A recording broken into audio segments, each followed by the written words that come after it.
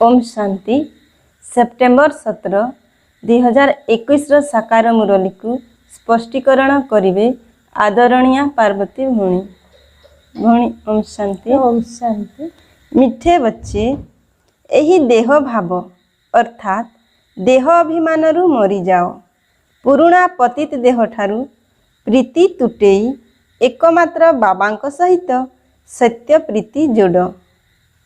बाबाजी कहते सत्य रोजगार करने आमे जेते आमे सत्यम शिवम सुंदरम शिव बाबा को आमे जेते याद करवा आमे शिव बाबा प्रति आमर जेते प्रीति बढ़ी बढ़ी चलो सेते आमर याद रहिबो। याद बढ़ी बढ़ी चलवा माने रोजगार बढ़ी बढ़ी चलो। तेणु बाबा कहते आमर मन बुद्धि पुराणा देह दुनिया रे कोठी भी अटकी न जाओ। से देह अभिमान रु आम बुद्धि को तुटेई आमे एक प्रियतम शिव बाबा सहित आमे मन बुद्धि को लगेबा। सेतिमाई मध्य आमको अटेंशन रखा पड़ो देह भान को तुटेबा पाई। आजिर प्रश्न अछि, एही संगम जुगरे तुम्ह मानकर प्राकृतिक सौंदर्य कौन? उत्तर, ज्ञानर गहना गुड़िकरे सर्वदा सजबाज होई रहिबा एहा ही तुमर प्राकृतिक सौंदर्य अटे।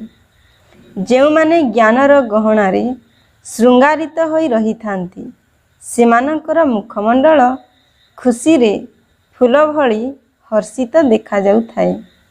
जदि खुशी रहु नाही तेबे निश्चित कोनोसी देह अभिमानर अभ्यास रहिछि जेउथिरु अन्य सबु विकार उत्पन्न होई थाए।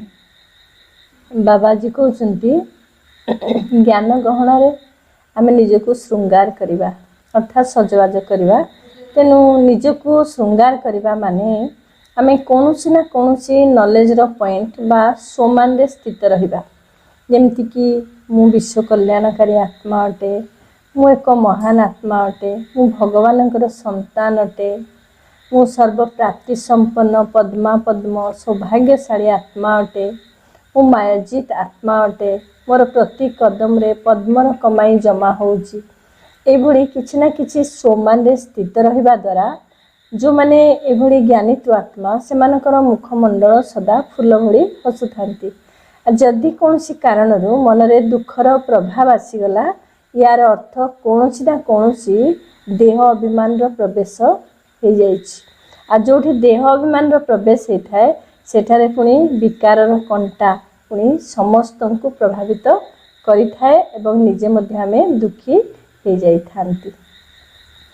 तुमे पिला माने जानिछ जे आमे एही विश्वविद्यालय को एथिपाई आसीछु जहा द्वारा एही आसुरी पुराणा दुनिया रु नुआ दुनिया को जाई पारिबो। पुराणा दुनिया को पतित दुनिया नरक कहा जाउछि। बाबा नुआ दुनिया को जीवार रास्ता बताउछंती जे केवल मते मने पकाओ।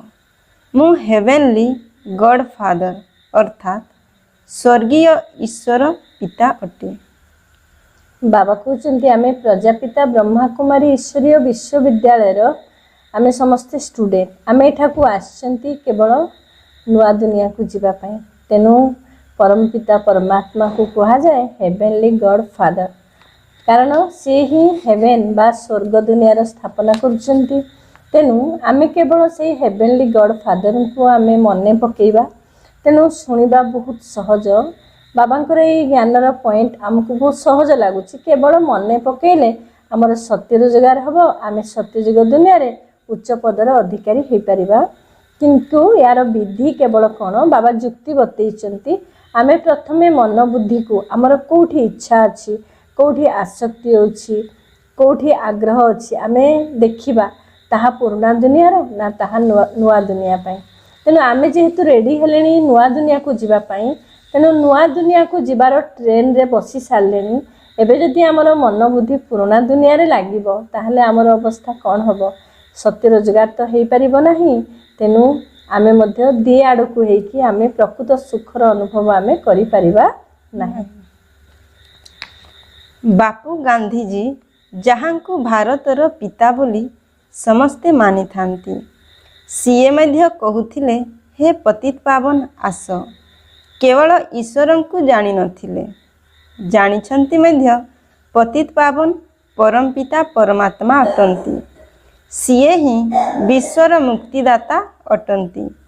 ରାମ ସୀତାଙ୍କୁ ତ ସାରା ଦୁନିଆ ପତିତ ପାବନ ବୋଲି ମାନିବେ ନାହିଁ ନା, ଏହା ଏକ ଭୁଲ ଅଟେ। ବାବା କହୁଛନ୍ତି ଆମର ଜାତିର ବାପୁ ମହାତ୍ମା ଗାନ୍ଧୀ ସେ କହୁଥିଲେ ପତିତ ପାବନକୁ ଡାକୁଥିଲେ, ପତିତ ପାବନକୁ ମନେ ପକାଉଥିଲେ। ସେ ଜାଣିଥିଲେ ଯେ ପତିତ ପାବନ ଭଗବାନ ବୋଲି, କିନ୍ତୁ ଜାଣିନଥିଲେ ଯେ ପତିତ ପାବନ ଏଇ ଜ୍ୟୋତିର୍ବିନ୍ଦୁ ପରମାତ୍ମା ଶିବ ବାବା ବୋଲି। ତେଣୁ ବାବା କହୁଛନ୍ତି ଏମିତି ନୁହେଁ ପତିତ ପାବନ ସୀତାରାମ ଯେଉଁ କହୁଥିଲେ, ପ୍ରକୃତରେ ଏମିତି ସେଇ ସୀତାରାମ କହିଲେ ରାମଚନ୍ଦ୍ରଙ୍କୁ ପତିତ ପାବନ କୁହାଯାଏନି ବାସ୍ତବରେ। ତେଣୁ ପତିତ ପାବନ ସେଇ ମୁକ୍ତିଦାତା ଲିବରେଟର ଜ୍ୟୋତିର୍ବିନ୍ଦୁ ପରମାତ୍ମା ଶିବ। ତେଣୁ ତାଙ୍କୁ ଆମେ ମନେ ପକାଇଲେ ଆମେ ମଧ୍ୟ ମୁକ୍ତିର ବରଦାନ ଆମକୁ ମିଳିଯିବ। ସାରା ଦୁନିଆ ପରମ ପିତା ପରମାତ୍ମାଙ୍କୁ ହିଁ ମୁକ୍ତିଦାତା ପଥ ପ୍ରଦର୍ଶକ ବୋଲି ମାନୁଛି। ସିଏ ଆସି ଦୁଃଖରୁ ମୁକ୍ତ କରୁଛନ୍ତି। ଆଚ୍ଛା, ତେବେ ଦୁଃଖ ଦେଲା ବାଲା କିଏ? ବାବା ତ ଦୁଃଖ ଦେଇପାରିବେ ନାହିଁ, କାହିଁକି ନା ସିଏ ତ ପତିତ ପାବନ ଅଟନ୍ତି। ପବିତ୍ର ଦୁନିଆ ସୁଖଧାମକୁ ନେଇଯିବା ବାଲା ଅଟନ୍ତି। ତେଣୁ ବାବାଙ୍କୁ ମୁକ୍ତିଦାତା ପଥ ପ୍ରଦର୍ଶକ ବୋଲି କହିଥାନ୍ତି। ଆଉ ସିଏ କେବେ ଦୁଃଖ ଦିଅନ୍ତି ନାହିଁ। ତେଣୁ ଆମେ ପରମାତ୍ମାଙ୍କୁ କେବେ ଦୋଷ ଦେବା ଉଚିତ ନୁହେଁ ମଧ୍ୟ। ଆଉ ଯଦି ପରମାତ୍ମା ଦୁଃଖ ଦେଉଥାନ୍ତେ ତାହେଲେ ଆମେ ତ କେହି ପରମାତ୍ମାକୁ ଡାକୁ ନଥାନ୍ତେ। ତେଣୁ ସେଇ ପତିତ ପାବନ ଲିବରେଟର ମୁକ୍ତିଦାତା ନଲେଜଫୁଲ ପରମାତ୍ମାକୁ ଆମେ ମନେ ପକାଇ ଆମେ ସତ୍ୟ ରୋଜଗାର କରିବା ଉଚିତ। ଶିବ କହିଲେ ବିନ୍ଦୁ ବୋଲି କହିଥାନ୍ତି। ବ୍ୟାପାରୀମାନେ ଯେତେବେଳେ ବିନ୍ଦୁ ଲେଖିବେ ତେବେ ଶିବ ବୋଲି କହିବେ। ଗୋଟିଏ ବିନ୍ଦୁ ଲେଖିଲେ 10 ହୋଇଯିବ, ତାପରେ ପୁଣି ବିନ୍ଦୁ ଦିଅ ତେବେ 100 ହୋଇଯିବ। ତୁମକୁ ମଧ୍ୟ ଶିବ ବାବାଙ୍କୁ ମନେ ପକାଇବାକୁ ହେବ। ଯେତେ ବାବାଙ୍କୁ ମନେ ପକାଉଛ ଅଧାକଳ୍ପ ପାଇଁ ସେତିକି ସାହୁକାର ହୋଇଯାଉଛ। ସେଠାରେ ଗରିବ ନଥାନ୍ତି, ସମସ୍ତେ ସୁଖୀ ଥାନ୍ତି, ଦୁଃଖର ନାମ ନିଶାନୀ ନାହିଁ। ବାବା କହୁଛନ୍ତି ବେପାରୀମାନେ ଯେତେବେଳେ ଗଣନା କରିଥାନ୍ତି ପ୍ରଥମେ ଶିବ କହିଥାନ୍ତି। ତେଣୁ ଶିବଙ୍କୁ ବିନ୍ଦୁ ବୋଲି କହିଥାନ୍ତି। ତେଣୁ ପୁଣି ଆଉ ଥରେ ପୁଣି ଯେତେବେଳେ ଗଣନା କରନ୍ତି ପୁଣି 10 ହେଇଥାଏ, ପୁଣି ଆଉ ଗୋଟେ ବିନ୍ଦୁ 100 ହେଇଥାଏ। ଠିକ୍ ସେଇଭଳି ଆମେମାନେ ଥରେ ପରମଧାମକୁ ଗଲେ ଆମର ଯଦି 10 ନମ୍ବର ଆମେ ପାଇବା, ପୁଣି ଆଉ ଥରେ ଗଲେ ପୁଣି 100 ନମ୍ବର ବଢ଼ିବ, ପୁଣି ଆଉ ଥରେ ଗଲେ 100ରୁ 1000 ବଢ଼ିବ। ଏଇଭଳି ଆମେ ଖୁସିରେ ଖୁସିରେ ଆମେ ବାରମ୍ବାର ଆଟେନସନ୍ ଦେଇକି ଆମେ ପରମଧାମକୁ ଯାତ୍ରା କରିବା, ପରମାତ୍ମାକୁ ୟାଦ କରିବା, ତାହେଲେ ଆମେ ନୂଆ ଦୁନିଆକୁ ଆସିପାରିବା। ଯେଉଁ ନୂଆ ଦୁନିଆରେ ଦୁଃଖର ନାମ ନିଶାନ ମଧ୍ୟ ନାହିଁ, ସେଠାରେ କେବଳ ସୁଖ ହିଁ ସୁଖ ଥାଏ। ବାବାଙ୍କ ସ୍ମୃତିରେ ବିକର୍ମ ବିନାଶ ହୋଇଯିବ। ତୁମେ ବହୁତ ଧନବାନ ହେବ। ଏହାକୁ କୁହାଯାଏ ସତ୍ୟ ପିତାଙ୍କ ଦ୍ୱାରା ସତ୍ୟ ରୋଜଗାର। ଏହା ହିଁ ତୁମ ସାଥିରେ ଯିବ। ସବୁ ମନୁଷ୍ୟମାନେ ତ ଖାଲି ହାତରେ ଯିବେ, ତୁମକୁ ହାତ ଭରପୁର କରିବାର ଅଛି। ତେଣୁ ବାବା କହୁଛନ୍ତି କେବଳ ୟାଦ କଲେ ହିଁ ଆମର କମାଇ। ତେଣୁ ଆମେ ବାବାଙ୍କର ବଚ୍ଚାମାନେ ଯେଉଁମାନେ କି ବାବାଙ୍କ ଶ୍ରୀମତ ପାଳନ କରୁଛନ୍ତି, ପ୍ରତ୍ୟେକ ଦିନ ଅମୃତ ବେଳାରେ ଉଠି ବାବାଙ୍କୁ ୟାଦ କରୁଛନ୍ତି, ସକାଳର ମୁରଲି ପଢ଼ୁଛନ୍ତି, ଆମେ ସ୍ୱଦର୍ଶନ ଚକ୍ର ଘୁରଉଛନ୍ତି, ଆମମାନଙ୍କର ସତ୍ୟ ରୋଜଗାର ହେଇ ଚାଲିଛି। ତେଣୁ ଆମର ପ୍ରତି କଦମରେ ପଦ୍ମ କମାଇ ହେଉଛି। କିନ୍ତୁ ଯେଉଁମାନେ ବାବାଙ୍କୁ ଜାଣିନାହାନ୍ତି ସେମାନଙ୍କର ହାତ ଖାଲି। ସେମାନେ ଯେତେବେଳେ ଘରକୁ ଯିବେ ସେମାନେ ଖୋଲା ହାତରେ ଖାଲି ହାତରେ ଘରକୁ ଯିବେ। କିନ୍ତୁ ଆମେ ହାତକୁ ଭରପୁର କରି, ଆମ ହାତ ଅର୍ଥାତ୍ ବୁଦ୍ଧି ରୂପକ ଝୋଲିକୁ ଭରପୁର କରି ଆମେ କମାଇ ସାଥିରେ ନେଇ ଖୁସି ଖୁସିରେ ଆମେ ଘରକୁ ଫେରିବା। କୁହାଯାଏ ନରରୁ ନାରାୟଣ ହେବାର ଧନ୍ଦା ବ୍ୟତୀତ ଅନ୍ୟ ସବୁ ଧନ୍ଦା ଧୂଳି ସମାନ ଅଟେ। ଏହି ନରରୁ ନାରାୟଣ ହେବାର ଧନ୍ଦା ତ କୁଞ୍ଚିତ କେହି କରିଥାନ୍ତି।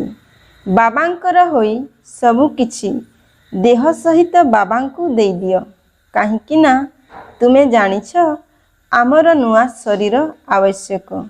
ବାବା କହୁଛନ୍ତି ତୁମେ କୃଷ୍ଣପୁରୀକୁ ଯାଇପାରିବ, କିନ୍ତୁ ଯେତେବେଳେ ଆତ୍ମା ତମ ପ୍ରଧାନରୁ ସତ୍ୱ ପ୍ରଧାନ ହେବ। ବାବା କହୁଛନ୍ତି ସବୁ ଧନ୍ଦା ଧୂଳି ସମାନ, ଅର୍ଥାତ୍ ମୂଲ୍ୟ ନାହିଁ, କାରଣ କୌଣସି ଧନ୍ଦା ଆମ ସାଥିରେ ଘରକୁ ଯିବ ନାହିଁ। ତେଣୁ ନରରୁ ନାରାୟଣ ହେବାର ଧନ୍ଦା, ଯାହା ଆମେ ପରମ ପିତା ପରମାତ୍ମାକୁ ମନେ ପକାଉଛନ୍ତି, ପରମାତ୍ମାଙ୍କ ଜ୍ଞାନକୁ ମନନ ଚିନ୍ତନ କରୁଛନ୍ତି, ଏଇ ଧନ୍ଦା ହେଉଛି ପ୍ରକୃତ ସତ୍ୟ ରୋଜଗାର। ଏବେ ତୁମେ ଜାଣିଛ ଯେ ବାବା ଆସିଛନ୍ତି ଆମକୁ ନିଜ ସାଥିରେ ନେଇଯିବା ପାଇଁ। ସେଠାକୁ ତ ଯିବା ତ ଭଲ ନା। ମନୁଷ୍ୟ ଶାନ୍ତି ଚାହୁଁଛନ୍ତି, ତେବେ ଶାନ୍ତି କାହାକୁ କୁହାଯାଏ ଏ କଥା ମଧ୍ୟ ଜାଣିନାହାନ୍ତି। କର୍ମ ବିନା ତ କେହି ରହିପାରିବେ ନାହିଁ। ଶାନ୍ତି ତ ଅଛି ଶାନ୍ତିଧାମରେ। ତେବେ ଏହି ଶରୀର ନେଇ କର୍ମ ତ କରିବାକୁ ହିଁ ପଡ଼ିବ।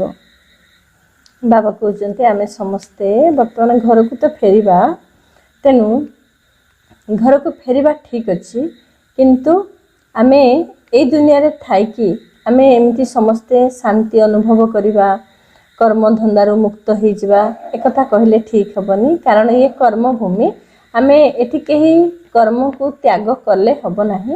ତେଣୁ ଆମେ କର୍ମଧନ୍ଦା କରିବା, କର୍ମଯୋଗୀ ହେବା ଏବଂ ଶାନ୍ତିଧାମକୁ ପୁଣି ଯିବା ପାଇଁ ରେଡ଼ି ହେବା, ଅର୍ଥାତ୍ ସତ୍ୱପ୍ରଧାନ ପବିତ୍ର ବନି ଘରକୁ ଫେରିବା।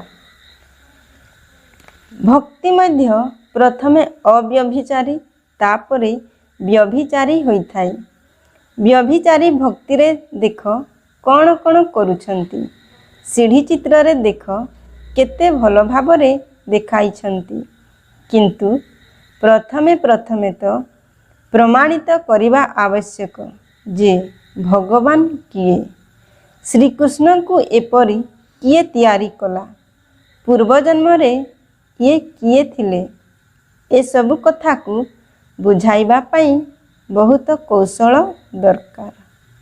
ବାବା କହୁଛନ୍ତି ପ୍ରଥମେ ଦ୍ୱାପର ଯୁଗରୁ ଯେତେବେଳେ ଭକ୍ତି ଆରମ୍ଭ ହେଲା, ସେତେବେଳେ ଅବ୍ୟଭିଚାରୀ ଭକ୍ତି ଥିଲା, ଅର୍ଥାତ୍ କେବଳ ଜଣକୁ ଭକ୍ତି କରୁଥିଲେ, କେବଳ ଶିବଙ୍କୁ ପୂଜା କରୁଥିଲେ। ଧୀରେ ଧୀରେ ଭକ୍ତି ମଧ୍ୟ ବ୍ୟଭିଚାରୀ ହୋଇଗଲା। ତେଣୁ ସମସ୍ତେ କୃଷ୍ଣକୁ ମଧ୍ୟ ଜାଣିନାହାନ୍ତି ଯେ କୃଷ୍ଣ ପ୍ରକୃତରେ କିଏ, କେବେ କୃଷ୍ଣ ଏଭଳି ତିଆରି ହୋଇଥିଲେ, କୃଷ୍ଣ କେବେ ଗୀତା ଜ୍ଞାନ ଶୁଣିଥିଲେ, ଏକଥା ମଧ୍ୟ ଜାଣିନାହାନ୍ତି। ଯେଉଁମାନେ ଭଲ ସେବା କରୁଛନ୍ତି ସେମାନଙ୍କର ହୃଦୟ ହିଁ ସାକ୍ଷୀ ଦେଇଥାଏ। ବିଶ୍ୱବିଦ୍ୟାଳୟରେ ଯେଉଁମାନେ ଭଲ ଭାବରେ ପଢ଼ିବେ ସେମାନେ ନିଶ୍ଚିତ ଦ୍ରୁତ ଗତିରେ ଆଗକୁ ବଢ଼ିବେ। ବାବା କହୁଛନ୍ତି ଯେଉଁମାନେ ପ୍ରକୃତ ସେବାଧାରୀ, ସଚ୍ଚା ସେବାଧାରୀ, ସେମାନେ କୌଣସି ବି ପରିସ୍ଥିତିରେ ସାକ୍ଷୀ ସ୍ଥିତିରେ ରହିପାରିଥାନ୍ତି। ଆଉ ପ୍ରକୃତ ସେବାଧାରୀ ସେଇମାନେ, ଆଉ ସେଇଭଳି ସେବାଧାରୀ ପିଲାମାନଙ୍କୁ ବାବା ମଧ୍ୟ ବହୁତ ଭଲ ପାଇଥାନ୍ତି। କେହି କେହି ନିର୍ବୁଦ୍ଧିଆ ମଧ୍ୟ ଥାନ୍ତି।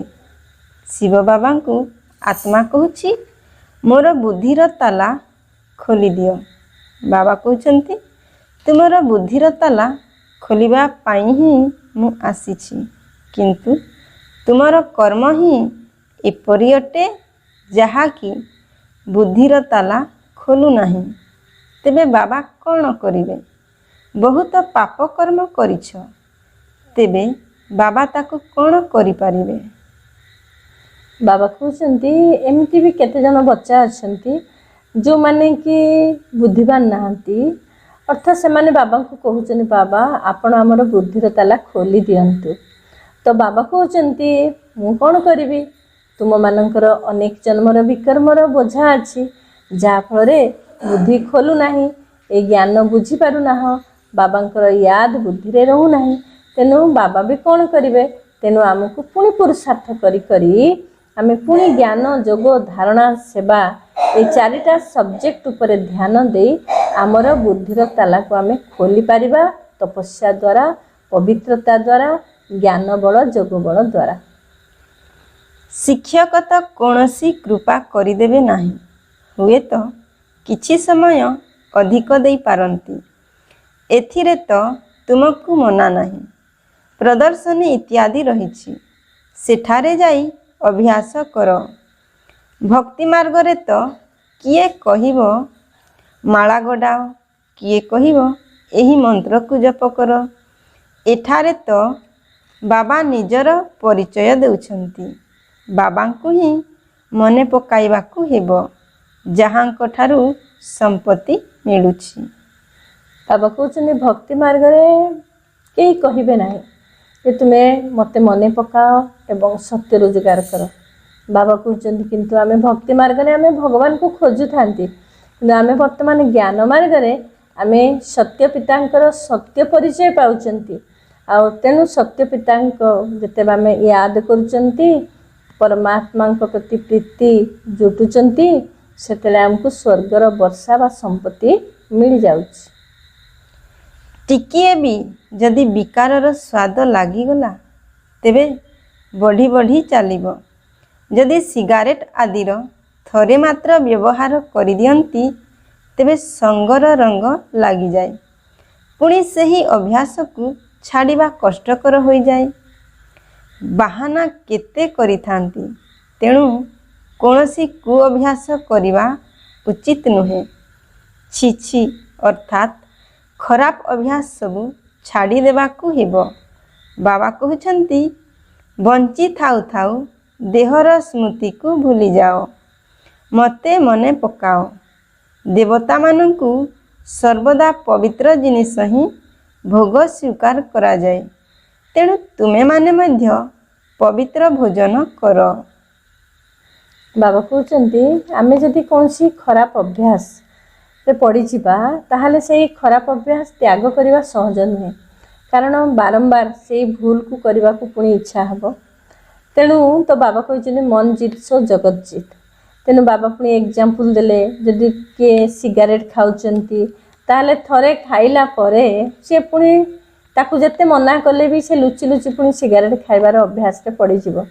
ତେଣୁ ବାବା କହୁଛନ୍ତି, ପୁଣି ବାବା ବତେଇଲେ ଯେ ଆମେ ସତ୍ୟଯୁଗ ଦୁନିଆରେ ଆମେ ତ ଦେବୀ ଦେବତା ହେବା ପାଇଁ ପାଠ ପଢ଼ୁଛନ୍ତି। ତେଣୁ ଦେବୀ ଦେବତା ମାନେ କ'ଣ ଖାଆନ୍ତି, ସେମାନଙ୍କୁ ଆମେ କ'ଣ ଭୋଗ ସ୍ୱୀକାର କରାନ୍ତି। ତ ଠିକ୍ ସେଇଭଳି ଆମେମାନେ ମଧ୍ୟ ଯେହେତୁ ଭବିଷ୍ୟତର ଦେବୀ ଦେବତା ବନିବାର ପାଠ ପଢ଼ୁଛନ୍ତି, ତେଣୁ ଆମର ଭୋଜନ ମଧ୍ୟ ଦେବୀ ଦେବତାଙ୍କ ଭଳି ଭୋଜନ ହେବା ଉଚିତ, ପବିତ୍ର ଭୋଜନ ହେବାର ଅଭ୍ୟାସ କରିବା ଉଚିତ। ବାବାଙ୍କ ଠାରୁ ଆମକୁ ସ୍ୱର୍ଗର ସମ୍ପତ୍ତି ମିଳୁଛି। ଏବେ ଆମର 84 ଜନ୍ମ ସମ୍ପୂର୍ଣ୍ଣ ହେଲା। ଏହିଭଳି ବିଚାର ବୁଦ୍ଧିରେ ରହିବା ଦ୍ୱାରା ଖୁସି ଲାଗିବ। ତିଳେ ମାତ୍ର କାମ ବିକାରର ଭାବନା ଆସିବା ଉଚିତ ନୁହେଁ। ବାବା କହୁଛନ୍ତି କାମ ବିକାର ମହାଶତ୍ରୁ ଅଟେ। ଦ୍ରୌପଦୀ ମଧ୍ୟ ସେଥିପାଇଁ ଡାକିଥିଲା ନା। ବାବା ଆଜି କହୁଛନ୍ତି କାମ ବିକାର ନର୍କର ଦ୍ୱାର। ତେଣୁ କାମ ବିକାର ହେଉଛି ସବୁଠାରୁ ବଡ଼ ଶତ୍ରୁ। ତେଣୁ ଦ୍ରୌପଦୀ ମଧ୍ୟ ଏମିତି ନୁହେଁ, ପ୍ରକୃତରେ କୌଣସି ବସ୍ତ୍ର ହରଣ କେବଳ ନୁହେଁ, ଇଏ ହେଉଛି କାମ ବିକାରର ଚିହ୍ନ। ତେଣୁ ଦେଖାଇ ଦିଆହେଇଛି ଦ୍ରୌପଦୀର ବସ୍ତ୍ର ହରଣ ସମୟରେ ପରମାତ୍ମା ଆସି ମଦତ କରିଥିଲେ, ଶ୍ରୀକୃଷ୍ଣ ସହସ୍ର ବସ୍ତ୍ର ପ୍ରଦାନ କରିଥିଲେ। ଏହାର ବାସ୍ତବ ଅର୍ଥ ହେଉଛି ଆମକୁ ବର୍ତ୍ତମାନ ଆମେ ଯେଉଁ କାମ ଅଗ୍ନିରେ ଜଳି ଭସ୍ମୀଭୂତ ହୋଇଯାଇଛନ୍ତି, ସେତେବେଳେ ପରମ ପିତା ପରମାତ୍ମା ଆସି କାମ ଚିତାରୁ ଉଠେଇ ଆମକୁ ଜ୍ଞାନର ଚିତାରେ ବସେଇ ଦେଉଛନ୍ତି। ଆଉ ଜ୍ଞାନ ଚିତାରେ ବସିବା ଦ୍ୱାରା ଆମେ ପୁଣି ଶୀତଳ ଆତ୍ମା ବନି ଯାଉଛନ୍ତି। ଆମେ ଦେହ ଅଭିମାନର ଦୁର୍ଗନ୍ଧରୁ ନିଜକୁ ଦୂର କରି ଆମ ଭିତରେ ଆତ୍ମ ଅଭିମାନର ଖୁସବୁକୁ ଆମେ ନିଜେ ଅନୁଭବ କରୁଛନ୍ତି ଏବଂ ଅନ୍ୟମାନଙ୍କୁ ମଧ୍ୟ ଅନୁଭବ କରାଇ ପାରୁଛନ୍ତି। ବାବା କହୁଛନ୍ତି ତୁମେ କେବଳ ମୋ ଠାରୁ ହିଁ ଶୁଣ ଏବଂ ଏହି ଶ୍ରୀମତକୁ ଅନ୍ୟମାନଙ୍କୁ ମଧ୍ୟ ଶୁଣାଅ। ପିତା ପୁତ୍ରକୁ ପ୍ରତ୍ୟକ୍ଷ କରେ ଏବଂ ପୁତ୍ର ପିତାକୁ ପ୍ରତ୍ୟକ୍ଷ କରେ। ପିତା କିଏ? ଶିବ ପିତା। ଶିବ ଏବଂ ଶାଳଗ୍ରାମର ଗାୟନ ରହିଛି। ଆଜି ବାବା କହୁଛନ୍ତି ଶିବ ହେଉଛନ୍ତି ଜ୍ୟୋତିର୍ବିନ୍ଦୁ ପରମାତ୍ମା, ଯାହା ଶିବଲିଙ୍ଗ ଆକାରରେ ପୂଜା କରାଯାଏ। ଆଉ ଶିବ ମନ୍ଦିରରେ ଶାଳଗ୍ରାମର ମଧ୍ୟ ପୂଜା ହେଇଥାଏ। ତେଣୁ ବର୍ତ୍ତମାନ ପରମାତ୍ମା ଯେଉଁ ସ୍ୱର୍ଗ ଦୁନିଆର स्थापनार कर्तव्य करुचंती। तेणु परमात्मा को ये कार्य जो आत्मा माने मददगार होती से माने शालग्राम रूप से पूजा पाई थांती। तेणु बाबा कहते तुम्हें मैंने एबे मु जहाँ शुणाऊँगी ताकू शुण आ तुम्हें आगु जहाँ शुणी शास्त्र आदि जहाँ शुणी तुम्हें ताकू भूली जाओ नचेत कौन हम ना शास्त्र ज्ञान आ परमात्मा शुणुवा सत्य ज्ञान भितर अटपटी चटपटी हेब जहाँफल आम पुणी उलझन भितर को पड़े जावा। तेणु बाबा कहते आम आमर बुद्धिर तार को एवं परम ज्योति परमात्मा पाखरे आम लगेइबा एवं आम बहुत आगू जाइपर। लौकिक पिता पतित हेबार संपत्ति देइथांती, पारलौकिक पिता पवित्र हेबार संपत्ति देइथांती। दुईटी रे केते पार्थक्य रहिछि। एबे पारलौकिक पिता कहउछंती पवित्र हुओ।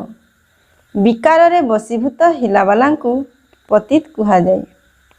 तुमर एही समिति पतित मानंकु पवित्र हेबार रास्ता बताइबार अनुष्ठान अटे। बाबा आज कहते शरीर पिता कौन करिथांती आ आत्मार पिता परमात्मा कौन करिथांती। शारीरिक पिता पाखर आम जो संपत्ति तो पाई थांती किंतु आत्मार पिता जे कि पारलौकिक पिता सी मध्य संपत्ति दे थांती। शारीरिक पिता ए नरक दुनियार मालिक करिथांती एवं सी कौन करथांती पतित हेबा पई बाध्य करिथांती, शादी करिया पई बाध्य करिथांती, सी देह अभिमान दे रहिबा पई मार्ग बतांती। किंतु पारलौकिक पिता परमात्मा सी आमको पावन हेबार मार्ग बतई थांती, सत्यजुग दुनियार मालिक हेबा पई स्वर्गर वर्षा दे थांती। तेणु बाबा अंतर बतई देले जे लौकिक पिता कौन करती पारलौकिक पिता कौन करती। वरदान निजर श्रेष्ठ वृत्ति द्वारा शुद्ध वातावरण सृष्टि करुथिबा सदा शक्तिशाली आत्मा हुओ। जेउ माने सर्वदा निजर श्रेष्ठ वृत्ति रे अर्थात समान रे स्थित रही थांती से माने कौनसी प्रकारर नकारात्मक वातावरण रे हलचल होई न थांती। तेबे मनर वृत्ति आधार रे ही वातावरण प्रभावित होइथाए। जदि तुमर वृत्ति श्रेष्ठ अछि तेबे वातावरण मध्य शुद्ध अर्थात पवित्र होइजिव। केही केही वर्णना मध्य करिथांती जे मु कौन करिबी, वातावरण ही सही परि अटे। वातावरण कारणरू मोर वृत्ति चंचल होइगला। तेणु सही समय रे शक्तिशाली आत्मा हेबा बदल रे दुर्बल आत्मा होई जाती। किंतु निजर व्रत अर्थात प्रतिज्ञार स्मृति आधार रे वृत्ति को श्रेष्ठ करि दियो तेबे शक्तिशाली होई जीव। बाबाजी कहते आम वृत्ति को श्रेष्ठ करवा। जदि आम वृत्ति को आम श्रेष्ठ करवा ताहले आम वातावरण को मध्य परिवर्तन करिपरिबा, अन्यर मनोवृत्ति को मध्य आम परिवर्तन करिपरिबा, जहाँफल आम शक्तिशाली आत्मा हो पारिबा। तेणु श्रेष्ठ वृत्तिर प्रभाव रे आम वातावरण को मध्य आम चेंज करिपरिबा। तेणु निज सहित निजे प्रतिज्ञा कर जे निजर मनोवृत्ति को मु श्रेष्ठ रखिबी एवं शक्तिशाली वातावरण तैयारी करने सहित निजको मध्य शक्तिशाली करिपारिबे। स्लोगान गुणमूरत होई समस्तंको गुणमूरत करिबा ही महादानी हेबा। बाबाजी कहते निजे गुणमूरत हेबा आ समस्त कौन करबा ना गुणदान करबा। तेणु आम कर्म को आम श्रेष्ठ करबा, आम संबंध को मध्य श्रेष्ठ बनैबा, पवित्र करबा, ताहले आम एभली गुणदान करी आम महादानी हो पारिबा। आजिर मुरली को सुंदर भाव स्पष्टीकरण करिथिबारु भौणी को धन्यवाद दे आजिर कार्यक्रम को एठी रखुछु। पुणी देखा हेबो आगामी अध्याय रे रहुछु। ओम शांति।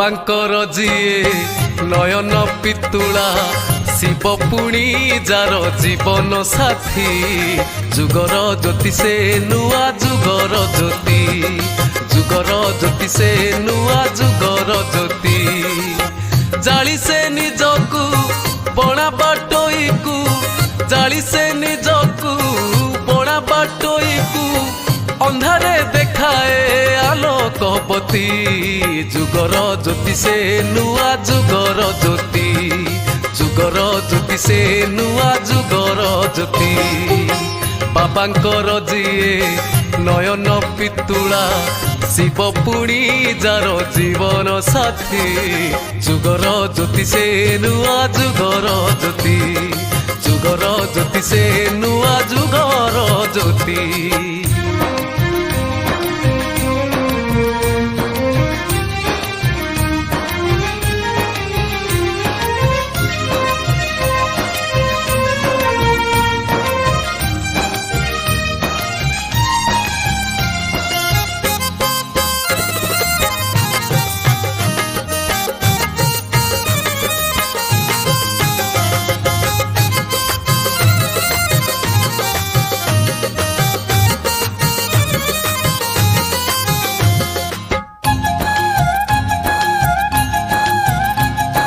नहीं ता अभाव नहीं तार दुख बाबांकर सीए स्नेहर संतक संसारी परी से करे नहीं भोग करे से केवल नीति राज जोग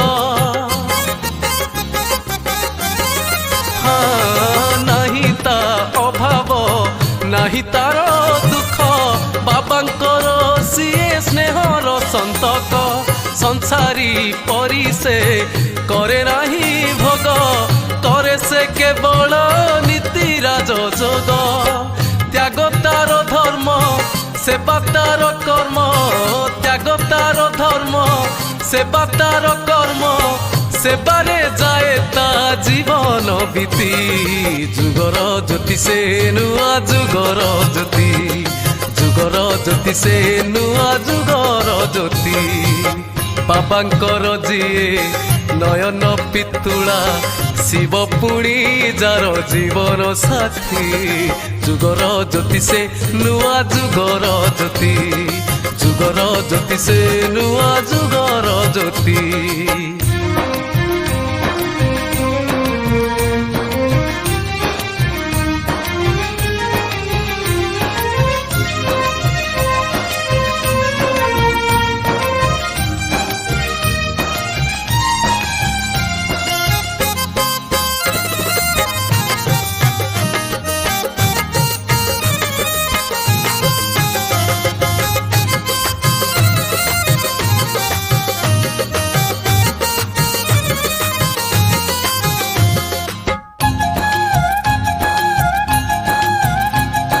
शिवजार माता शिवजार पिता मर्त्य थाई से बोलाए देवता पढ़ू कि न पढ़ू सीए महाज्ञानी धन न थाई से सबुठारु धनी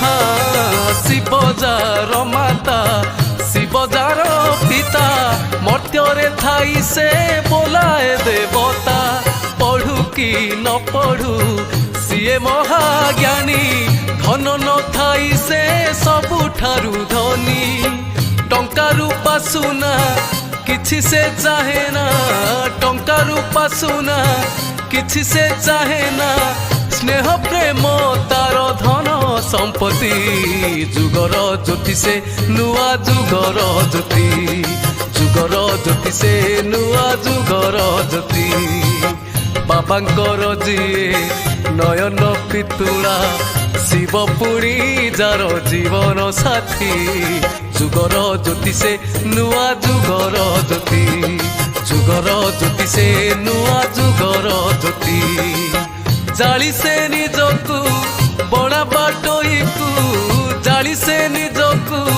बणा बाटोई को अंधारे देखाए आलोकवती जुगर ज्योति से नुआ जुगर ज्योति जुगर ଜ୍ୟୋତି ସେ ନୂଆ ଯୁଗର ଜ୍ୟୋତି ଯୁଗର ଜ୍ୟୋତି ସେ ନୂଆ ଯୁଗର ଜ୍ୟୋତି ଯୁଗର ଜ୍ୟୋତି ସେ ନୂଆ ଯୁଗର ଜ୍ୟୋତି।